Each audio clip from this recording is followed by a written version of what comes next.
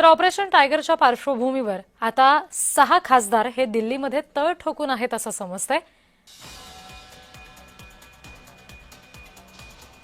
खासदार संजय देशमुख यांच्या निवासस्थानी देखील शुकशुकाट पाहायला मिळते, त्याची ही दृश्य आपण बघतोय।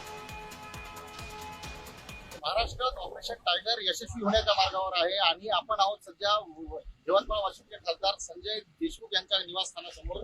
आपल्याला इथे संपूर्ण ठिकाणी शुकशुकाट दिसून येत आहे। संजय देशमुख यांची फॅमिली सध्या बाहेर गावी असल्याचं कळत आहे। काल संजय देशमुख यांनी प्रतापराव जाधव यांची भेट घेतली होती आणि त्याच अनुषंगाने मोठे तर्कवितर्क लावण्यात येत होते की महाराष्ट्रामध्ये ऑपरेशन टायगर यशस्वी होणार आणि त्याच अनुषंगाने आज जर बघितलं तर दिल्लीमध्ये एक सभा होणार आहे आणि त्यानंतर हे जे 6 खासदार आहे ते आपलं वेगळं गट स्थापन करून शिंदे यांच्या गटासोबत जातात की आपला वेगळा गट स्थापन करतात, याकडे संपूर्ण महाराष्ट्राचं लक्ष लागलेलं आहे। तरी सुद्धा आपण पाहू शकतो की महाराष्ट्रामधील जे राजकारण आहे ते सध्या तापल्याचं दिसून येत आहे आणि पुढचे राजकीय समीकरण काय होतात याकडे संपूर्ण महाराष्ट्राचं लक्ष लागलेलं आहे।